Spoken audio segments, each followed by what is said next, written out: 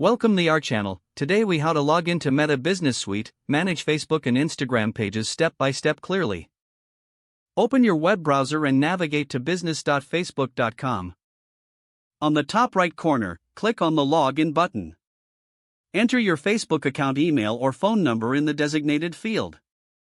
Next, type your password in the password field. If you want to stay logged in, check the box that says Keep me logged in. Click on the Login button to proceed. Once logged in, you'll be directed to the Meta Business Suite dashboard. If you manage multiple accounts, select the business account you wish to manage. You'll see an overview of your Facebook and Instagram pages. To access your Instagram account, look for the Instagram icon in the left-hand menu. Click on it to connect or manage your Instagram account. If you haven't linked your Instagram account yet, follow the prompts to do so. You can now manage posts, messages, and insights for both platforms from this interface. Explore the various sections to understand the features available to you. Make sure to save any changes you make along the way. When you're finished, simply log out if you are using a shared device. If the page does not load, refresh the browser or try again in a private or incognito window.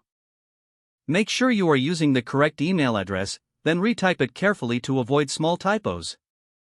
If your password is not accepted, use the reset option and create a new strong password you can remember. Check your spam folder for verification or security emails, then complete any requested confirmation steps.